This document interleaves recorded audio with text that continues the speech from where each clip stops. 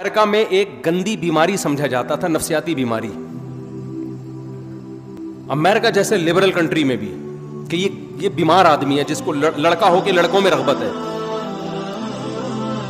London میں بھی کچھ عرصہ پہلے تک یہ ایسے لوگ بیمار سمجھے جاتے تھے کہ یہ نیچر سے ہٹ گئے ہیں. لیکن آپ حیران ہوں گے, اب اگر کوئی ہومو سیکسولیٹی کا عادی ہے اس کو یو کے کا ویزا ٹھک کر کے ملتا ہے. ہمارے پاس تو کالز آتی ہیں کہ حضرت ہم اپنے آپ کو یہ رکھوانا چاہتے ہیں تاکہ ہمیں ویزا مل جائے. میں کہتا ہوں خدا کے بندو, اتنی بڑی گالی تم اپنے ذمے لے رہے ہو. یہ کیوں ہوا؟ اس لیے کہ اسمبلیوں میں جو قانون پاس کرنے والے لوگ ہیں ان میں سے اکثریت اس جرم میں پہلے مبتلا ہو چکی ہے. وہ اپنا مفاد سامنے رکھ کر قانون بنائیں گے. خدا کسی کا مفاد, خدا کا ذاتی مفاد کسی قانون میں نہیں ہے. تو اگر آپ گورے سے پوچھتے ہو اچھا کیا ہے برا کیا ہے, گورا آج کسی چیز کو اچھا کہہ رہا ہے, برا کہہ رہا ہے, کل جب وہ اس میں مبتلا ہو جائے گا تو اسی برائی کو کیا کہنا شروع کر دے گا. اچھا مجھے ایک بات, بس آخری بات کر کے میں بیان کو سمیٹ کے ختم کرتا ہوں.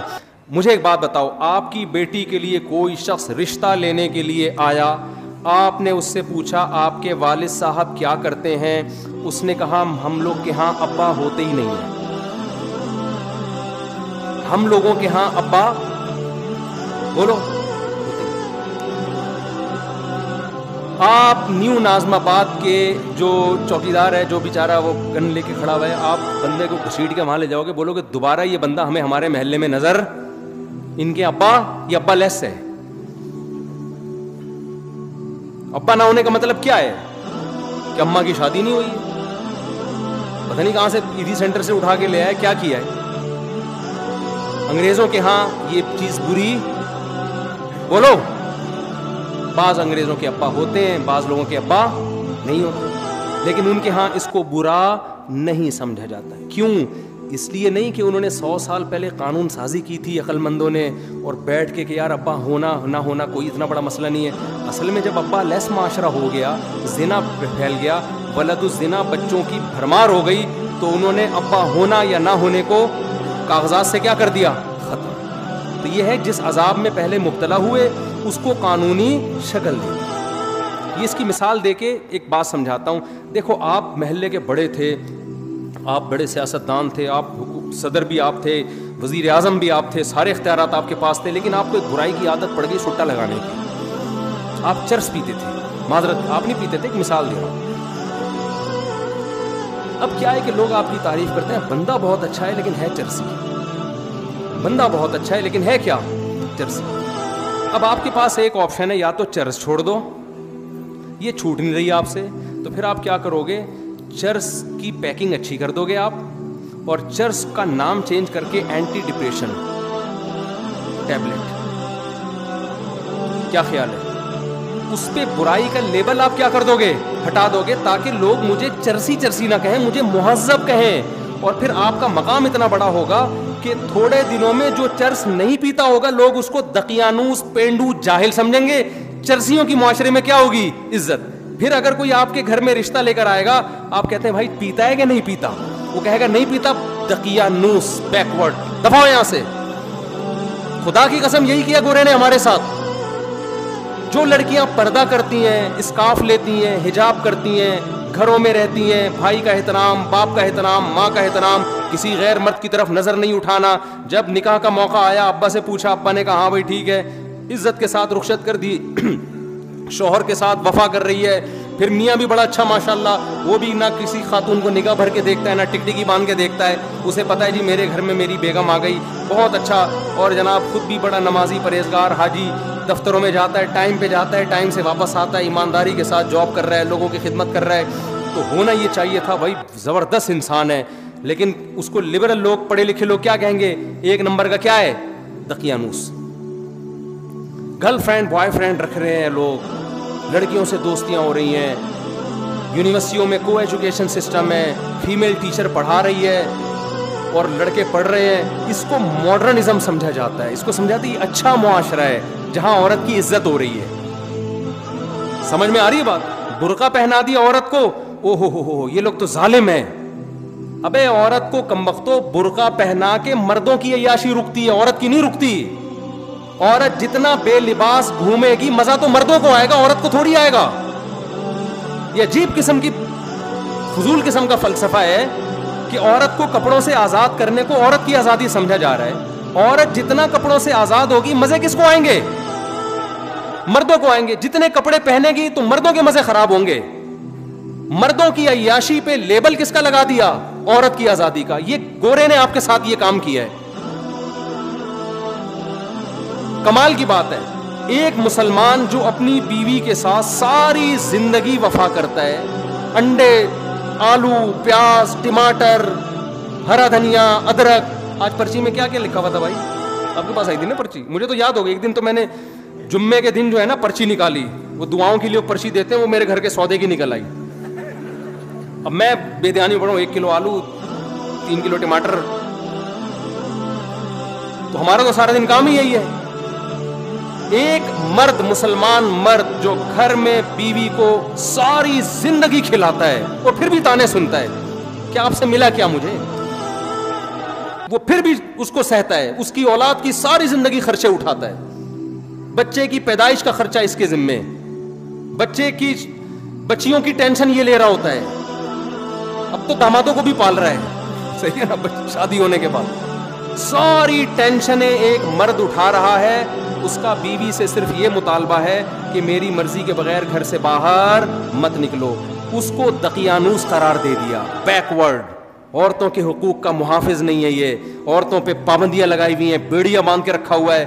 اور گورا جو کمبخت اپنے خرچے پہ, شکر ہے کمبخت کا انگلش میں ترجمہ نہیں ہے, ورنہ گورے بھی کچھ بیان سنتے ہیں نا, ان کو کیا پتا کمبخت کا کیا مطلب ہے. اگر آپ سے کوئی ٹرانسلیشن کروائے تو اس کو قابل احترام.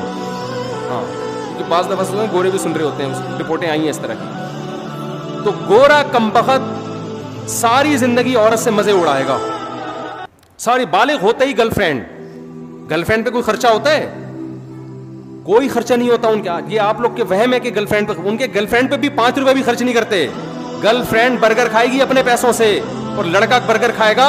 ہمارے یہاں تو گرل فرینڈ میں آدھے ہو جاتے ہیں لوگ. وہ ایک آدمی گیا نا گرل فرینڈ کو لے کر ہوٹل پہ, کہتے ہیں اللہ کے نام پہ 2 دودھ پتی دے دے. اس نے کہا کمبخت دوسری دودھ پتی کس کے لیے, اور اللہ کے نام پہ کیوں مانگ رہا ہے؟ کہہ رہے یار وہ گرل فرینڈ آئی ہوئی ہے. تو کہا کمبخت تو اتنا غریب ہے تو گرل فرینڈ کیوں رکھی ہوئی ہے تو نے؟ کہہ رہا رکھ کے غریب ہو گیا ہوں, پہلے نہیں تھا. اتنا خرچہ کیا اس کے اوپر. گرل فرینڈ پہ تو, بیوی پہ تو اس سے بھی زیادہ خرچے ہیں. اس کے تو ماموں جب آئیں گے تو ان کے لیے سموسے لے کر آؤ, اس کے پاپا آئے ہوئے ہیں تو ان کے لیے رول لے کر آؤ, اس کے چاچا آئے ہوئے ہیں تو اس کے لیے جلیبیاں لے کر آؤ, ان کو یہ پسند ہے, ان کو وہ پسند ہے. ایک طویل سلسلہ لامتناہی, نہ ختم ہونے والا سلسلہ. ان کو کیا کہہ دیا گورے نے؟ بیکورڈ. عورتوں کے زنجیریں باندھی ہوئی ہیں. اور گورا ساری زندگی عورت سے عیاشی کرتا ہے, مزے اڑاتا ہے, 1 روپے بھی اس پہ خرچ نہیں کرتا. اور اتفاق سے 50 سال میں جب وہ شادی کر بھی لیتا ہے, آپ جا کے پوچھیں, ایک چائے کی پیالی اپنے خرچے پہ اپنی بیوی کو نہیں پلاتا وہ. تو اس بدماشی, یہ چرس ہے نا, یہ وہی ہے کہ چرسی تھے. نام کیا رکھ دیا؟ کیونکہ مہذب قوم ہے نا, گورے ہیں بھائی, مہذب ترقی یافتہ قوم ہے, چاند پہ قدم رکھا ہے, مریخ پہ جانے کی باتیں ہو رہی ہیں. وہ کیسے یہ کہہ دیں گے کہ ہم مہذب لوگ نہیں ہیں؟ وہ کیسے مان لیں؟ تو انہوں نے کیا کیا؟ تہذیب کی ڈیفینیشن کو کیا کر دیا؟ چینج. میں سمجھا پا رہا ہوں کہ نہیں کھوپڑی میں آ رہی بات؟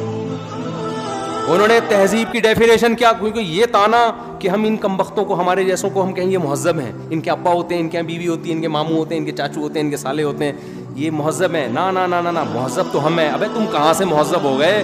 تم تو شراب پیتے ہو, تم تو زنا کرتے ہو, تم تو عورت سے وفا نہیں کرتے, تم تو ابا کو اولڈ ہاؤس میں جمع کرا دیتے ہو. بڑھاپے میں تو جنت کمانے کا ٹائم ملا تھا تمہیں ان کی خدمت کرتے, تم اس وقت ابا کو اولڈ ہاؤس میں جمع کرا دیتے ہو.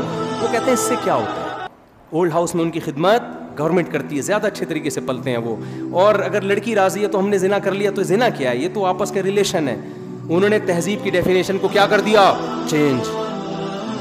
مذہب ہمیں اس ڈیفینیشن کو چینج کرنے بولو نہیں دیتا. مذہب کہتا ہے لا تقربوا الزنا. 2 قسمیں ہوتی ہیں, ایک جانور میں بھی ہے, کچھ جوڑے بنا کے رہتے ہیں اور کچھ گدھے گھوڑوں کی طرح رہتے ہیں. تم نے گدھے گھوڑے نہیں بننا, تم نے نکاح کر کے رہنا ہے. تو اللہ نے کیا کہا؟ پیدائش کا مقصد ہے اچھا بننا، اور اچھے کو ڈیفائن بھی اللہ نے خود کر دیا کہ اچھا وہ ہے جس کو میں اچھا کہوں گا۔ اللہ نے کہا سود مت کھاؤ، مضاربہ، شرکت، اجارہ کے طریقے پر پیسہ کما سکتے ہو، سود کے طریقے پر تمہیں پیسہ کمانے کی اجازت نہیں ہے۔ اللہ نے کہا کہ یہ تمہارا باپ ہے، اس کے سامنے تم نے اف کیا تو تم اللہ کی نظر میں برے لوگوں میں شامل ہو جاؤ گے، بد نظری کی اجازت نہیں ہے۔ تو یہ دوسرا فرق ہے۔ تیسرا فرق کیا ہے؟ یہ یعنی غیر مسلم میں اور ہم میں دو فرق میں نے بتا دیے، تیسرا اور آخری فرق بتا کے اپنے بیان کو ختم کرتا ہوں۔ دیکھو تیسرا فرق کیا ہے، اسلام نے آپ کو رہبانیت کی اجازت نہیں دی ہے۔ آپ کہہ سکتے ہیں نا ہمارا ہدف جب آخرت ہے تو مفتی صاحب پھر ہم ڈاکٹر بننے کو چھوڑ دیتے ہیں، کیا خیال ہے؟ پھر ہم سائنٹسٹ بننے کی کوشش، بولو نا، نہیں، پھر ہم اللہ اللہ کرتے ہیں، بس بیٹھ جاتے ہیں مسجد میں مصلی ڈال کے۔ یہ نہیں ہے، لا رہبانیت فی الاسلام۔ نبی صلی اللہ علیہ وسلم کے پاس چند صحابہ آئے، انہیں ایک نے عرض کیا یا رسول اللہ میں ساری رات تہجد پڑھوں گا، کبھی آرام نہیں کروں گا۔ ایک نے کہا میں زندگی بھر کبھی نکاح نہیں کروں گا، ایک نے کہا میں گوشت نہیں کھاؤں گا۔ آپ نے کیا اس عمل کو رہبانیت قرار دیا اور فرمایا میں تو نکاح بھی کرتا ہوں، میں تو آرام بھی کرتا ہوں۔ من رغب عن سنتی فلیس منی، جو میرے طریقے سے ہٹے گا وہ مجھ سے نہیں ہے۔ لیبل وہ اچھا لگا رہا ہے لیکن اس کو اللہ اچھا نہیں کہتے۔ آپ کو کوئی کام کرنے سے نہیں روکا۔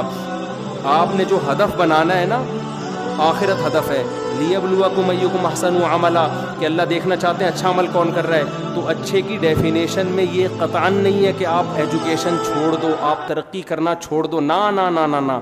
اچھے کی ڈیفینیشن میں قرآن نے بیان کیا ومن اراد الآخرہ، جو بھی کام کرو آپ اس میں نیت کیا